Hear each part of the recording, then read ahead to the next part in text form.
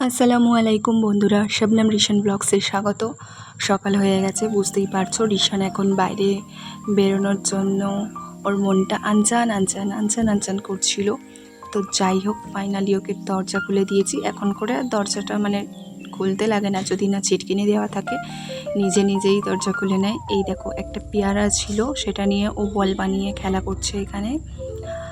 আর ও এইবারে এই যে ঝুলঝাড়ুটা নেবে, নিয়ে আমার ঝুল ঝেড়ে দেবে, আমার না, ঘরের আর কি। তো যাই হোক, আর আমার কাজ ও অনেকটাই করে দেবে, এই আর কি। তো আমি নিচে চলে যাব এবারে। রোজকার মতন যাবতীয় যা কাজ থাকে সেগুলি সেরে নিয়েছি। সবটা তো আর দেখানো সম্ভব না। আর রিশানের সামনে তো ক্যামেরা সেরকম ধরা যায় না, ওর ফোনটা কেড়ে নেওয়ার চেষ্টা করে। এই যে আরেকজন এসে গেছে পিছন থেকে। তো আমি এখন এই যে পুঁই শাকগুলো আমি এখন কেটে নেব, আজকে রান্না হবে। আর তোমরা সবাই কেমন আছো বলো? আমি তো এখন পুঁই শাক কাটছি। আর যাই হোক, তোমরা আমাকে কত সুন্দর সুন্দর কমেন্ট করছো, খুব ভালো লাগছে। তোমাদের এই কমেন্ট দেখেই আমি ভিডিও বানাতে ভীষণভাবে ইন্সপায়ার্ড হই। আর আমার খুব ভালো লাগে, তোমরা এইভাবেই আমার পাশে থেকো, আমাকে সাপোর্ট করো আরও অনেক ভালো ভালো ভিডিও বানানোর জন্য। অ্যাকচুয়ালি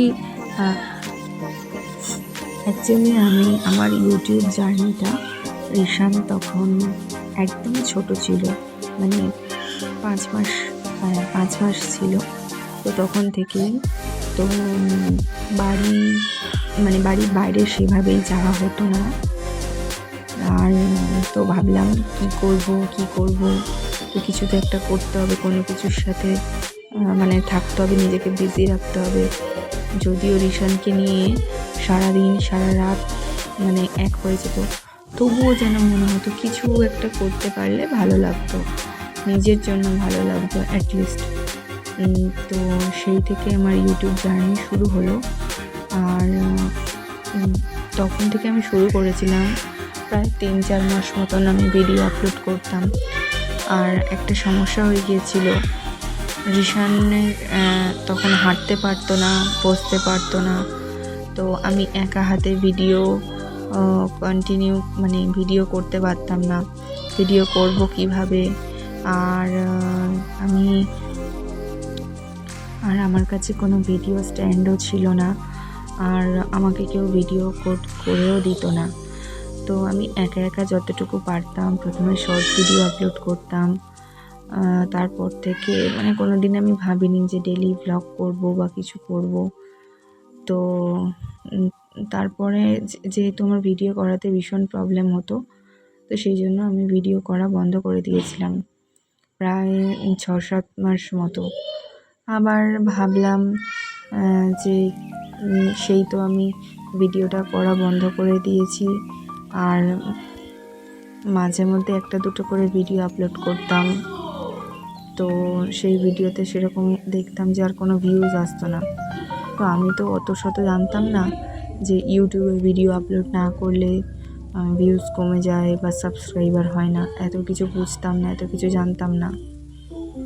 তো তারপর থেকে ভাবলাম, রিশান তো এখন বেশ বড় হয়ে গেছে, আরও হাঁটাও শিখে গেছে। আর আমি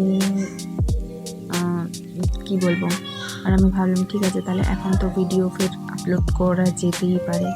তো তারপর থেকে আমি আবার শুরু করলাম ভিডিও আপলোড করা। যাই হোক বন্ধুরা, তোমরা আমার পাশে থেকো। সারাদিন এত কাজের মাঝে ভিডিও করা, ফের রিশানকে সামলানো কম কষ্ট নয়। কিন্তু যারা আমার মতন এরকম হাউসওয়াইফ আছো, যাদের ছোট বাচ্চা আছে, অ্যাটলিস্ট তারা বুঝতে পারবে যে আমি কি বোঝাতে চাইছি। তো আমি আজকে রান্না হবে পুঁই শাক, বেগুন আর মাছ দিয়ে। আর তো এখন আমি বেগুনগুলোকে কেটে নিচ্ছি।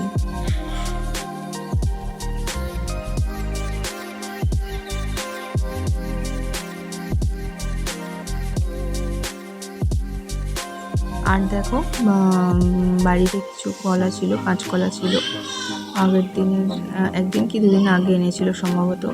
তো ভাবলাম কলাগুলো বেকার নষ্ট হয়ে যাবে, আর এগুলোকে ভাজা করে নেব। তার জন্য এগুলোকে ভাজা করে নিচ্ছি মোটামুটি। আর ওয়েদার তো ভীষণ খারাপ, আকাশের অবস্থা একবার বৃষ্টি হচ্ছে, একবার থামছে, একবার হচ্ছে, একবার থামছে, এই হচ্ছে। অলরেডি আমার এখন রান্না প্রায় শেষ পর্যায়ে বললেই চলে। আমি এখন রান্নাটা প্রায় শেষ পর্যায়ে বললেই চলে, কষিয়ে নিচ্ছি ভালো করে। তো তারপরে এতে আমি জল দিয়ে দেবো। আর আমি এখন ছাদে এসেছি। আজকে জামা কাপড়গুলো তোলা হয়নি, কারণ এত পরিমাণে বৃষ্টি আসছিল বারবার, তো জামা কাপড়গুলো ভিজেছিল। তাই এখন ঠিক 6টার সময় আমি উঠেছি, বিকালে এসেছি ছাদে, জামা কাপড়গুলো তুলে নিচ্ছি। তো দেখলাম জামা কাপড়গুলো আর এখন সমস্ত জামা কাপড়গুলো তুলে নিয়ে আমি নিচে চলে যাব। একটু ভাবছি যে আজকে বাইরের দিকে যাব, যে রিশান কী করছে। সেরকম তো বাইরে বেরোনোর সুযোগ হয় না, আর কোথায় বা যাব। বাড়ির সামনে রাস্তা, ওই রাস্তায় দাঁড়িয়ে গল্প করতে ভালো লাগে না, ওতে যেমন কেমন অকওয়ার্ড ফিল হয়। যাই হোক, চলো নিচে যাই।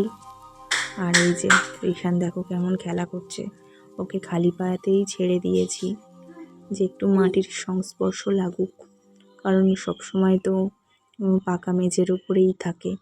আর যে সময়ও হাঁটা শিখলো সেই সময় মোটামুটি উঠান ভেঙে দিয়ে ওই বাড়ির সামনে কাজ হলো, তো এখন এখানেও খেলা করছে। আর একা একাই খেলা করছিল বেশ, তা ভাবলাম যে ঠিক আছে, এই সময় তো একটা ভিডিও করা যেতেই পারে। তো আমি ভিডিও করে নিয়েছি, বাড়ি চলে এসেছে। আর ওকে খাওয়ানো দাওয়ানো মোটামুটি হয়ে গেছে। আর দেখো কেমন দুষ্টুমি করছে এখন করে। ওর এত ব্যাড হ্যাবিট হয়েছে না, কি বলবো। যে জিনিসটা হাতে পায় সেটাই গালে নেয়, যে জিনিসটা হাতে পায় সেটাই গালে নেয়। তোমরা আগের দিন বোধহয় একটা ভিডিওতে দেখবে, পাওয়ার ব্যাংকের চার্জার নিয়ে গালে দিচ্ছিল। তো কেড়ে নিচ্ছি, সেটা কিছুতেই ছাড়বে না, আর নিয়ে নিলেই কান্না জুড়ে দেবে, ব্যাস। সব সময় চোখে চোখে রাখতে হয়। দেখো চোখে চোখে রেখেও কখনো যদি একটু সুযোগ পেয়েছে, তো চোখের সামনে মানে এমনও হয়েছে যে ইট পাথর বা খোয়া বা মাটি এরকমও তুলে গালের ভেতর দিয়ে দিয়েছে। আবার জল বের করো এরকম করে বের করে নিতে হয়েছে। আর এখন দেখো রাত্রি প্রায় 11টা, 11:30 বেজে গেছে। আর এই যে সব শোকেস থেকে থালা বাসনগুলো বের করে নিয়েছে। বের করে এই যে বাবু এখন খেলা করছে, ছড়িয়ে ছিটিয়ে একেকার। এটা শুধু একদিনের ব্যাপার নয়, এটা রোজকার ঘটনা। এটা একদিন তোমরা দেখতে পাচ্ছ, এটা প্রত্যেক দিনই হয়, ঘরের ভেতর চলে এরকম। কিন্তু যাই হোক, মোটামুটি আজকে তবে এই পর্যন্ত। তো ভিডিওটা যদি ভালো লেগে থাকে তোমাদের, একটু লাইক করে দিও, শেয়ার করো, কমেন্ট করো, কেমন হয়েছে সেটা জানিও। স্টিকার কমেন্ট করবে না, আর অবশ্যই সাবস্ক্রাইব করে দেবে, কারণ আমাদের মতন যারা ছোটোখাটো আমাদের ইউটিউব চ্যানেল আছে, তাদেরকে এরকম একটু ভালো ভালো কমেন্ট করলে বা কেমন হয়েছে জানালে তাদের আরও মোটিভেট হয়। তো টাটা।